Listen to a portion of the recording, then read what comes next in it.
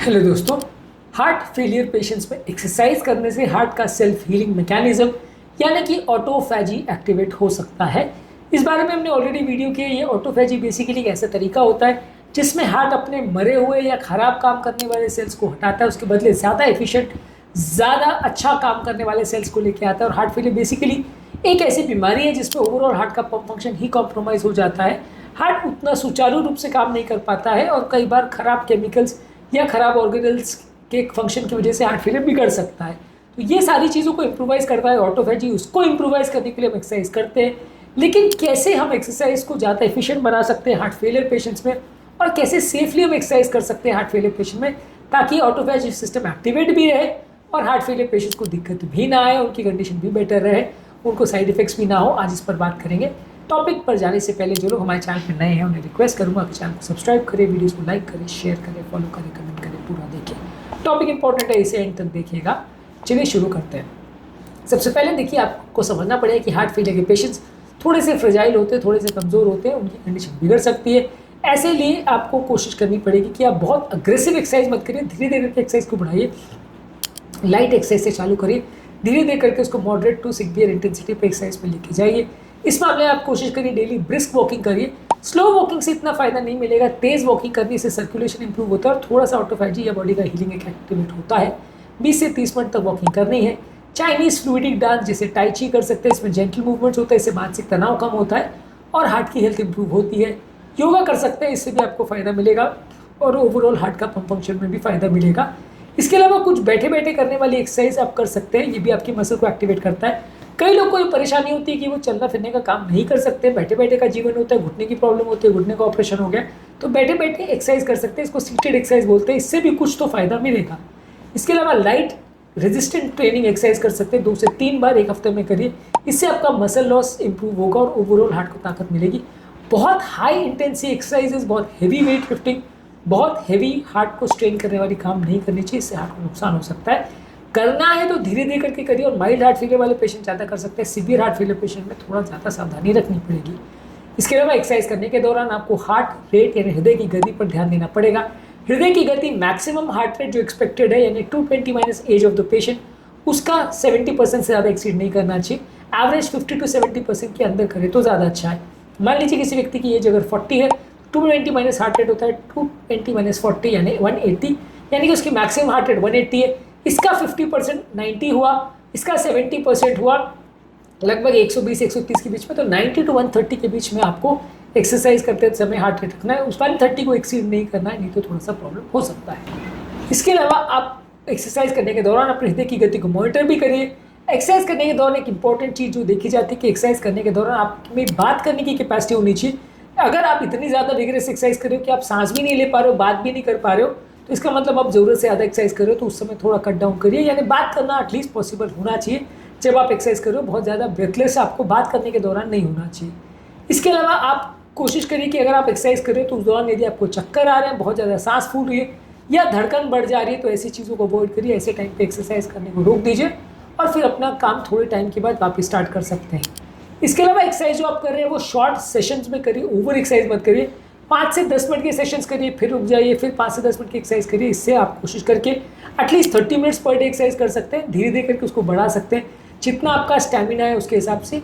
लंबे समय तक आप वर्कआउट बिना रेस्ट लिए अगर करते हैं तो ये हार्ट के लिए कभी कभार नुकसानदायक हो सकता है, सीवियर हार्ट फेलियर पेशेंट्स में। इसके अलावा पानी ज़्यादा मात्रा में पीजिए और इलेक्ट्रोलाइट बैलेंस को मेंटेन करिए।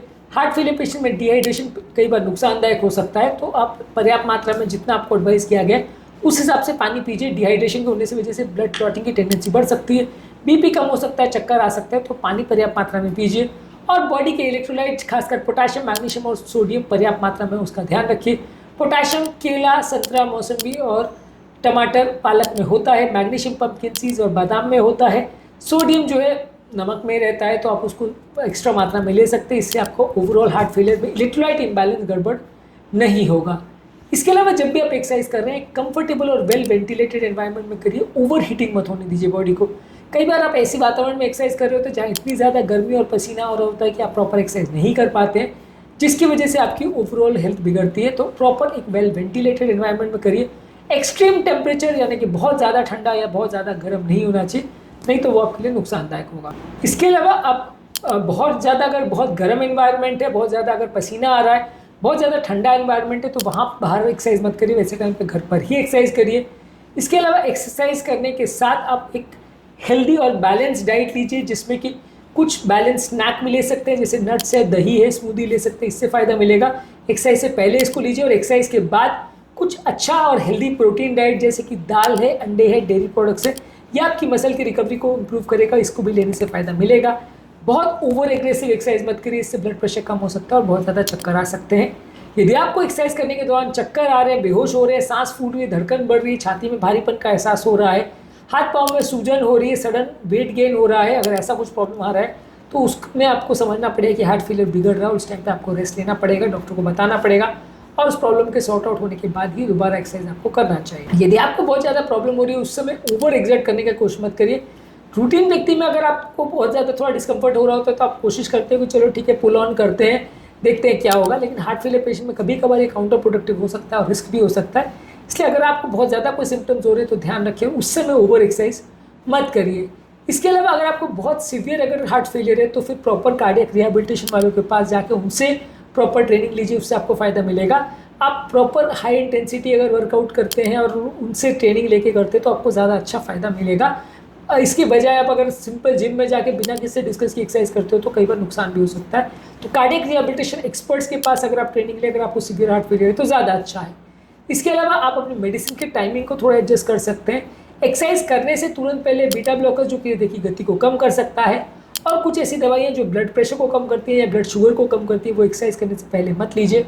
कई बार एक्सरसाइज करने के दौरान बीपी या शुगर कम हो सकता है, इससे आपको नुकसान हो सकता है, खतरा हो सकता है। इसके अलावा आपको ये कोशिश करनी चाहिए कि एक्सरसाइज से करने से पहले 5 मिनट का एटलीस्ट वार्मिंग अप एक्सरसाइज करिए। एक्सरसाइज करने के बाद 5 मिनट तक धीरे धीरे सांस लीजिए और स्ट्रेचिंग एक्सरसाइज करिए। इससे आपका वार्मिंग अप और कूल डाउन हो जाएगा और ओवर आपको प्रॉब्लम ज़्यादा नहीं होगी, हार्ट पर उतना ओवरलोड नहीं होगा, मसल इंजुरी नहीं होगी। इसके अलावा मेन एक्सरसाइज एटलीस्ट 20 मिनट्स करने का प्रयास करिए। इसमें आप चाहे walking, running, jogging, swimming, cycling कुछ भी कर रहे हैं, ये एटलीस्ट 20 मिनट्स करने का प्रयास करिए। तो इसमें टोटल आपका एटलीस्ट आधे घंटे की एक्सरसाइज हो जाएगी। इसको ज़्यादा बढ़ा सकते हैं तो और अच्छी बात है। एटलीस्ट कोशिश करिए दिन भर में आधे से 1 घंटे एक्सरसाइज करने का। एक्सरसाइज की इंटेंसिटी को धीरे धीरे करके बढ़ाएं और जितना बॉडी टॉलरेट करे उसके हिसाब से बढ़ाएं तो ज़्यादा अच्छा है। आज के टॉपिक में हमने बात करी कि हार्ट फेलियर के पेशेंट्स बॉडी के सेल्फ हीलिंग मैकेनिज्म ऑटोफैजी को एक्टिवेट करने के लिए क्या क्या चीज़ें कर सकते हैं और कैसे वो सेफली एक्सरसाइज कर सकते हैं जिससे बॉडी का हीलिंग भी एक्टिवेट हो जाए और उनको एक्सरसाइज करने के दौरान ज़्यादा जोखम या रिस्क भी ना हो। इस पर हमने बात करी। उम्मीद करूँगा कि आज के टॉपिक में कुछ नई बातें जानने को मिली होगी। हार्ट फेलियर के पेशेंट में ऑटोफैजी के कॉन्सेप्ट पर, कैसे वो वर्क करता है और क्या क्या चीज़ों का प्रिकॉशन रखना चाहिए, कौन कौन से बेस्ट फूड्स है, ये सारी चीज़ों पर हमने अलग अलग वीडियोज़ की, इनको जरूर चेकआउट करें। टॉपिक एंड करने से पहले जो लोग हमारे चैनल पर नए हैं मैं रिक्वेस्ट करूँगा कि चैनल को सब्सक्राइब करें, वीडियोज़ को लाइक करें, शेयर करें, फॉलो करें, कमेंट